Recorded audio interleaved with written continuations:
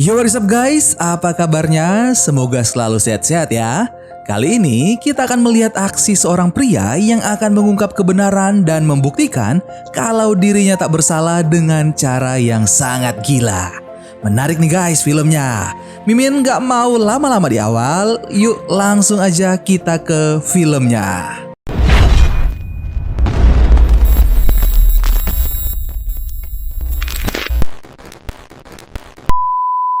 Film diawali dengan adegan seorang laki-laki bernama Walker yang baru keluar dari stasiun kereta bawah tanah dan melihat jam tangannya seperti sedang punya rencana. Kemudian Walker masuk ke sebuah hotel dan diantarkan ke kamar nomor 2105 di lantai 21.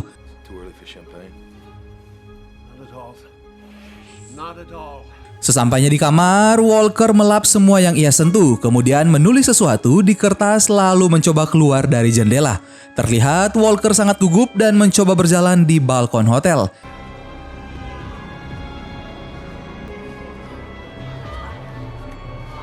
Sementara di bawah terlihat orang-orang berteriak agar segera memanggil 911 karena berpikir bahwa Walker akan bunuh diri.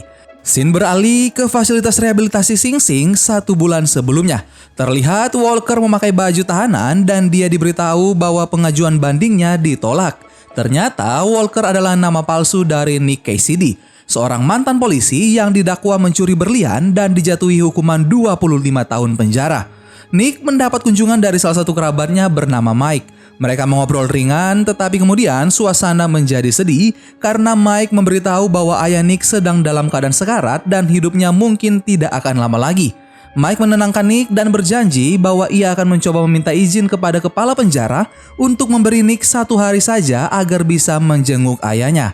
Dan film Man on a Ledge pun dimulai. Scene berpindah ke sebuah pemakaman. Ternyata ayah Nick meninggal dunia sebelum Nick sempat menjenguknya. Nick pun hadir di pemakaman dengan menggunakan pakaian tahanan. Setelah itu Nick malah berkelahi dengan saudaranya Joe karena saling menyalahkan atas kematian ayah mereka. Dengan tangan yang masih diborgol, Nick merebut pistol Danny, salah seorang polisi yang mencoba melerai mereka. Nick mengancam agar semua polisi yang mengawalnya berlutut. Kemudian menyuruh Joe untuk mengambil kunci borgol dari salah satu polisi. Joe pun membuka borgol Nick. Joe menyuruh Nick untuk pergi dan jangan kembali lagi. Nick menembaki ban mobil yang digunakan polisi lalu kabur dengan mobil lain yang terparkir di pemakaman. Nick pun langsung dikejar-kejar dengan mobil polisi.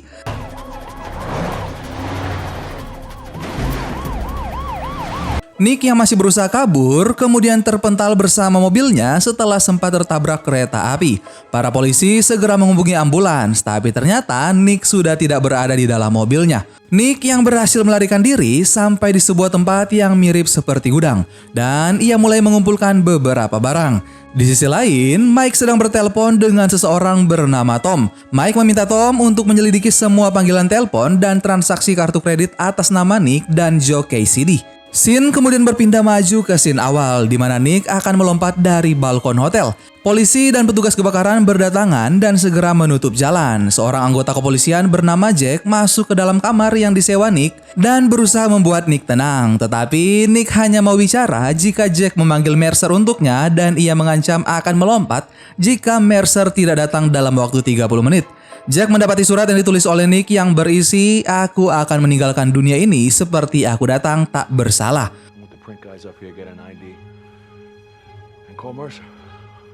Di sisi lain, tampak seorang wanita baru saja bangun tidur dan menerima telepon yang memberitahu bahwa ia harus datang ke Hotel Roosevelt, tempat di mana Nick akan melompat. Scene berpindah kembali ke hotel, terlihat seorang reporter wanita sedang meliput aksi nekat Nick dan para petugas penyelamat yang sibuk mempersiapkan balon penyelamat. Nick terlihat gugup dan kembali melihat jam tangannya. Mercer pun tiba di lokasi dan segera menuju ke kamar Nick. Mercer berusaha membuat Nick tenang dan bertanya kenapa Nick memanggilnya untuk datang. Nick berkata bahwa ia hanya ingin kematiannya ditonton semua orang. Mercer terlihat marah dan mengusir semua orang yang berada di dalam kamar Nick.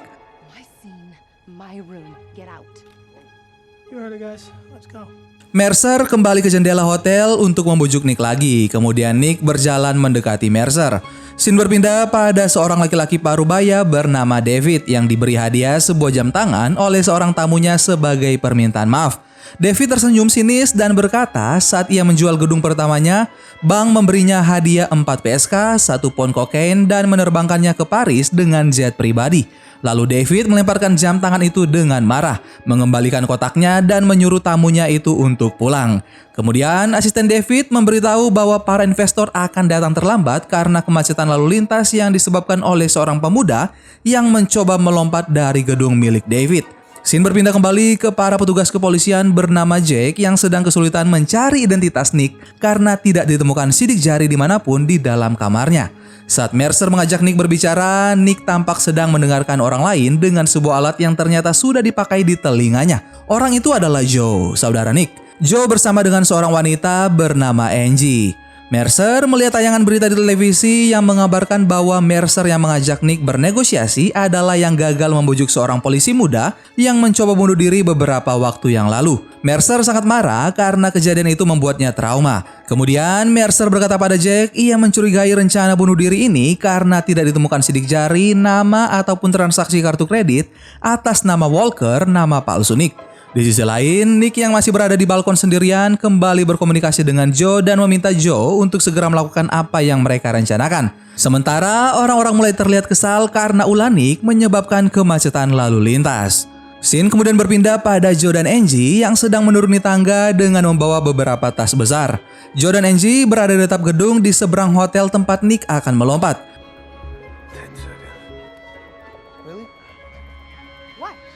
Joe dan Angie memasang alat di atap gedung yang kemudian ditutup dengan kasur bekas.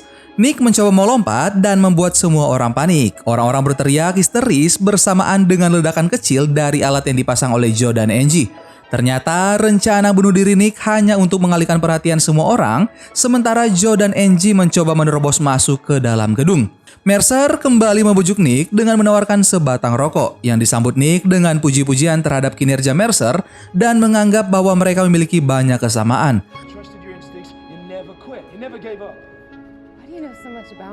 Rokok itu kemudian dikembalikan pada Mercer dan Mercer menyerahkan pada Jack agar menggunakan rokok itu untuk menganalisa sidik jari Nick yang ia kenal dengan nama Walker. Sementara Joe dan Angie berhasil masuk ke dalam gedung dan meretas sistem elevator.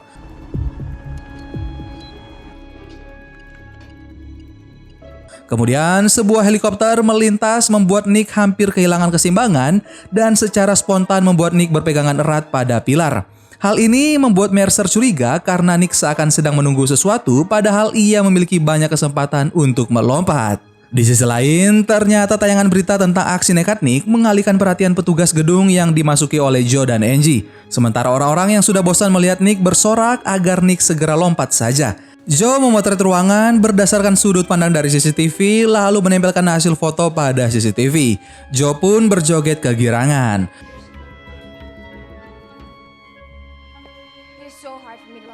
Saat akan memasuki ruangan yang lain, mereka menemukan sesuatu yang lain dan mirip dengan CCTV. Angie berkata bahwa itu adalah sensor dan ia mengetahuinya karena sering membobol rumah orang lain saat ia masih sekolah. Joe menghubungi Nick tepat saat Nick sedang bicara dengan Mercer. Mercer merasa Nick sedang merancau saat berkata bahwa ia hot dan harus didinginkan. Padahal Nick sedang berusaha memberitahu Joe dan Angie bahwa yang mereka lihat adalah sensor panas dan alat itu harus didinginkan. Joe menyemprotkan alat pemadam pada sensor tersebut hingga membeku. Scene kemudian berpindah pada Mike yang sedang membuka sebuah kontainer setelah mendapat telepon bahwa seseorang menemukan sebuah penyimpanan atas nama Joe. Mike segera memeriksa isi kontainer tersebut dan menemukan berkas atas nama Nick dan seorang lainnya bernama Joe Walker. Mike pun terlihat kesal. Di sisi lain, Mercer diberitahu identitas Nick yang sebenarnya berdasarkan hasil tes sidik jari dari rokok yang tadi dipegang oleh Nick. Bahwa Nick adalah seorang polisi buron yang mencuri berlian seharga $40 juta dari David Englander. Dan David Englander adalah pemilik Hotel Roosevelt, hotel yang menjadi TKP saat ini. Dan David pun menyimpan perhiasannya berada tepat di seberang jalan hotel. Mercer yang merasa tertipu segera memerintahkan untuk memeriksa berkas Nick dan menemukan keluarganya. Mercer juga diberitahu bahwa partner Nick adalah Mike. Dan Mercer langsung menghubungi Mike yang terlihat sedang membakar berkas yang ia temukan. Di momen yang sama, petugas pusat keamanan utama diperintahkan oleh Marcus untuk segera membuka penyimpanan milik David.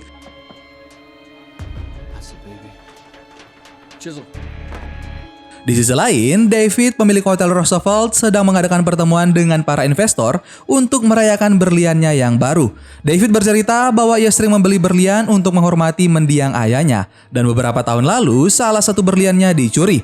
Tapi kini ia punya yang lain, yang tidak bisa dicuri oleh siapapun, dan berlian itu diberi nama The Monarch Spire. Saat bersulang, asisten David memberitahunya bahwa seseorang berusaha melompat dari gedung hotel mereka bernama Nick Cassidy. Scene berpindah lagi pada Mercer yang mulai mengintimidasi Nick. Mercer menyebutkan identitas asli Nick dan melakukan aksi bunuh dirinya sebagai sebuah pertunjukan. Namun Nick malah menantang Mercer. Hal ini terdengar oleh Joe dan membuat Joe panik karena misi mereka belum selesai. Kemudian Nick berkata, "Sekarang," membuat Mercer sangat kesal, sementara Joe dan Angie yang mendengar kata tersebut langsung bergegas membereskan peralatan mereka. Nick bercerita pada Mercer bahwa 2 tahun lalu ia bertugas untuk mengawal David Englander membawa berlian Monarch ke Chappaqua. Nick dihukum 25 tahun penjara atas tuduhan mencuri berlian itu, dan Nick merasa David yang menjebaknya. Lalu Nick berteriak ia tidak bersalah dan disambut dengan sorak-sorai orang-orang yang sedang melihatnya dari bawah. Joe meminta Nick untuk tetap mengulur waktu. Nick melihat tim pusat keamanan telah sampai di lokasi dan langsung memberitahu Joe dan Angie. Nick melemparkan uang dari balkon, membuat orang-orang berkerumun dan menerobos area yang ditutup oleh petugas kepolisian, membuat tim pusat keamanan kesulitan untuk lewat. Joe dan Angie sibuk berusaha memasang kamera pada sisi atas tombol pin ruang berangkas, dan di saat yang bersamaan, tim keamanan masuk ke dalam gedung penyimpanan milik David. Pintu lift terbuka tepat saat Joe dan Angie selesai memasang kamera. Nestor, kepala tim pusat keamanan, memerintahkan untuk mematikan keamanan lobi 15, lokasi di mana Joe dan Angie menjalankan misinya. Semua lampu pun menyala. Joe dan Angie bergegas memanjat ke langit-langit ruangan dan menutupnya tepat sebelum tim pusat keamanan memasuki ruangan. Di saat yang sama, David memarahi Marcus untuk segera membereskan aksi Nick dan meminta asistennya untuk segera menelpon kantor wali kota. Scene beralih kembali ke gedung penyimpanan David. Nestor menekan pin ruang berangkas sementara Angie melafalkan dan Joe mencatat di lengannya. Nestor memerintahkan untuk mematikan sistem keamanan ruang berangkas. Setelah terbuka, tim pusat keamanan masuk dan berpencar. Nestor menjelaskan lantai ruang berangkas dilengkapi dengan sensor getaran serta dilengkapi dengan sensor cahaya dan sensor panas di sisi ruangan. Lalu Nestor melapor pada Marcus bahwa berangkas milik David sangatlah aman. Namun ia tidak sadar sensor ruangan telah membeku dan menetes tepat pada saat Nestor meninggalkan ruangan. Marcus mendatangi Mercer dan memberinya waktu 15 menit untuk segera membujuk Nick dan kemudian ia akan mengirim tim penyergap. Sementara Joe dan Angie kembali turun dari langit-langit.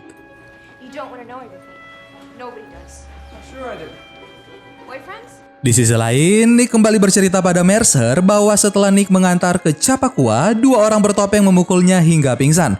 Namun tidak ada yang mempercayainya. Ia menghabiskan 2 tahun di tahanan dengan memukulkan kepalanya ke dinding karena merasa berlian itu tidak lepas dari tangan David. Dan alasan David menuduhnya karena David kehilangan 50 juta dolar dalam investasi dan bisnisnya, membuatnya berada di ambang bangkrut. David bisa saja menjual berlian itu untuk mendapatkan uang tunai, tapi kesombongannya membuatnya tidak ingin malu karena bangkrut. Tepat 2 minggu setelah Nick ditahan, sebuah perusahaan asuransi mengirimkannya cek sebesar 40 juta dolar untuk klaimnya. Nick tidak tahu pasti siapa komplotan David, ia hanya tahu bahwa David menyewa polisi. Nick terus memohon agar Mercer percaya padanya dan akhirnya Mercer percaya pada Nick. Mercer meminta Jack untuk terus mengawasi Nick. Mercer bertanya pada Marcus apakah ada polisi yang terlibat dalam kasus tersebut. Karena Nick bekerja sama dengan badan internal saat mengantar berlian ke Chappaqua. Mercer berkata bahwa nama yang dipakai Nick untuk check-in di hotel adalah nama Joe Walker, orang yang kabur membawa jutaan dolar dan kokain tanpa jejak. Kemudian ditemukan tenggelam bersama mobilnya tepat 1 minggu setelah Nick ditangkap. Marcus langsung menyangkal bahwa Walker tidak ada hubungan dengan kasus Nick. Mercer melanjutkan, siapapun yang membantu Walker punya alasan untuk menjebak Nick. Dan Nick berdiri di balkon bukan untuk mengucapkan selamat tinggal, tapi untuk mengucapkan fuck you. Mendengar hal itu, Marcus segera memberitakan tim penyergap untuk mempersiapkan polisi. Scene beralih pada Mike yang memegang berkas kasus Nick yang ia ambil dari Marcus. Mike mengambil beberapa lembar kertas lalu memasukkan ke dalam kantong jas. Mike mendatangi Jack dan Mercer kemudian menyerahkan berkas Nick pada Jack. Akan tetapi Mike tidak diperbolehkan untuk berbicara pada Nick dan Mike pun pergi. Setelah itu seorang petugas hotel membawakan makanan untuk Nick. Nick berjalan ke sudut balkon kemudian duduk dan memakan makanan yang diberikan. Di saat yang sama Angie merangkak di saluran udara yang sangat sempit. Ia hampir menyerah tapi Nick terus menguatkannya dengan memancing orang-orang untuk bersorak.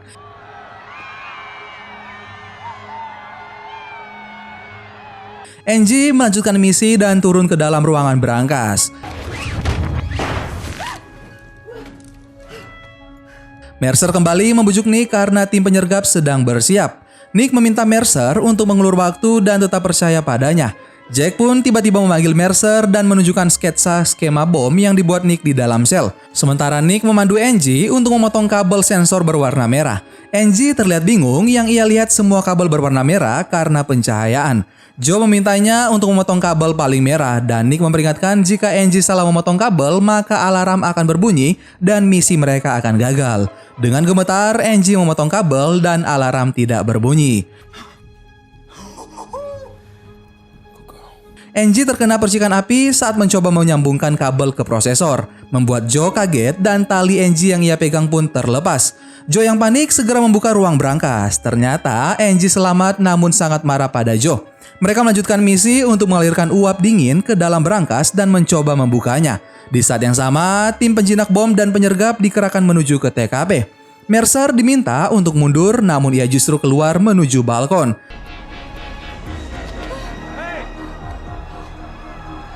Sehingga tim penyergap tidak diperbolehkan untuk menembak. Joe dan Angie berhasil membuka berangkas, namun mereka tidak berhasil menemukan berlian yang mereka inginkan. Dan Nick meminta mereka untuk menjalankan rencana yang lain. Tiba-tiba alarm berbunyi di gedung penyimpanan milik David. Petugas kepolisian segera dikerahkan untuk bersiaga dan memasang segel di area gedung. David pun tiba di gedung penyimpanannya dan mendapati langit-langit yang terbuka. Ruang berangkas dan berangkasnya terbuka lebar. David memberitakan jangan sampai ada petugas kepolisian yang masuk. Kemudian ia berjalan menuju salah satu bagian dinding ruang berangkas dan mengayunkan sebuah kartu. Ternyata ada berangkas kecil di balik dinding itu yang dilindungi dengan keamanan sidik jari, retina dan juga tombol pin. Berangkas kecil terbuka dan berlian Monarch ada di sana. David memasukkan berliannya ke dalam saku jas dan membawanya.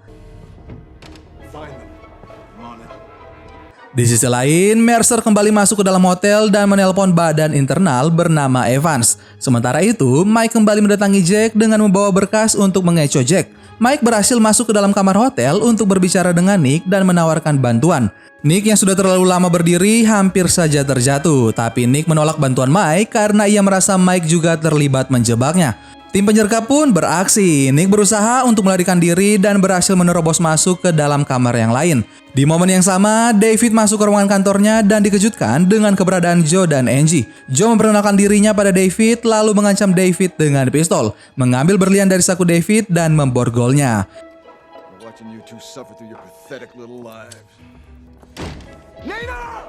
Joe dan Angie menitipkan tas ke petugas hotel yang ternyata adalah orang yang sebelumnya memberi makan pada Nick. Petugas hotel itu membuka tas yang dititipkan dan memindahkan berlian ke sakunya. Sementara David yang kacau menelpon Marcus dan memberitahu berliannya telah dicuri oleh adik Nick dan pacarnya.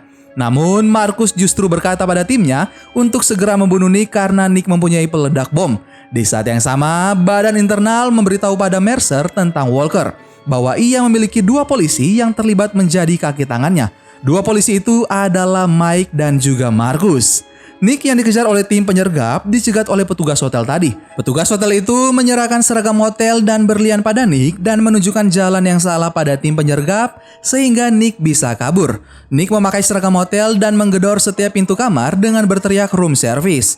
Nick yang menerobos kamar terlihat oleh petugas penyergap dan langsung menembakinya. Nick pun keluar dari jendela dan berusaha memanjat dinding hotel. Kini Nick berlari dari kejaran tim penyergap menuju atap hotel. Mercer berada di sana dan mencegah tim untuk menembak Nick karena terbukti tidak ada bom di sana. Nick mengangkat tangannya dan berlutut. Lalu Marcus datang dan menyuruh petugas menahan Mercer karena berusaha melindungi Nick. Markus juga meminta tim penyergap turun ke lantai 22 untuk menjinakkan bom, sementara ia sendiri yang akan mengurus Nick. Joe dan Angie yang tertangkap oleh Markus diserahkan pada David yang segera memisahkan mereka dengan membawa Joe menemui Nick di atap hotel dan mengancam akan melempar Joe jika Nick tidak memberitahu di mana ia menyimpan berliannya. Nick yang terdesak akhirnya menyerahkan berliannya pada David. David pun pergi dan Markus memberinya waktu 10 detik atau ia akan melemparkan Joe. Sementara itu, Mercer berhasil merebut pistol dari petugas yang membawanya dan Jack memberitahu petugas itu untuk membiarkan Mercer pergi. Di sisi lain, Markus yang terus mengancam Nick tidak menyadari bahwa Mike juga berada di atap. Mike dan Markus saling menembak dan Nick segera menghampiri Mike yang dadanya tertembak. Mike meminta maaf pada Nick dan berkata bahwa ia tidak mengetahui bahwa mereka menjebak Nick dan ia tidak mau dipenjara. Markus mengintip dan bersiap untuk menembak, tetapi Mercer menembaknya duluan. Joe dan Nick melihat ke bawah, terlihat David tersenyum licik sembari melambaikan tangan. Joe meminta maaf karena merasa ini adalah salahnya. Nick nekat berlari dan loncat dari atap hotel, membuat semua orang berteriak histeris.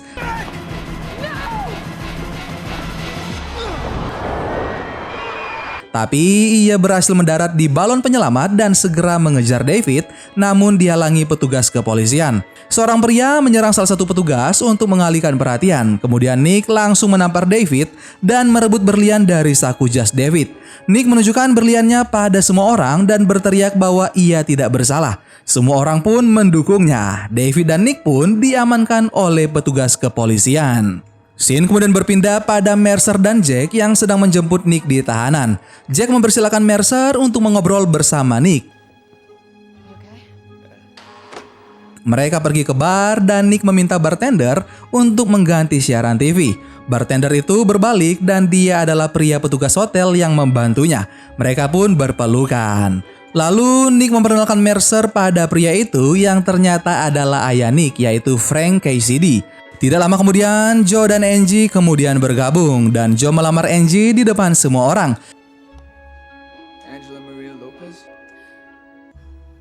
Dan tentu saja Angie menerimanya. Cincin yang dipakai Joe untuk melamar adalah salah satu cincin yang ada di berangkas David. Dan film Man on a Ledge pun selesai. Gimana guys, film kita kali ini keren kan? Silahkan komen di bawah ya. Komen paling asik dan menarik menurut Mimin akan Mimin pin pastinya. Tenang aja guys, semua komen pasti Mimin baca dan tentu saja ke Mimin kasih lope-lope. Oke, terima kasih buat kalian yang sudah nonton sampai akhir. Sampai ketemu lagi bareng Mimin Guanteng di film-film selanjutnya. Dan pemenang adalah dia yang mampu berdiri ketika jatuh dan masih tetap bertahan ketika yang lain menyerah. Dadah!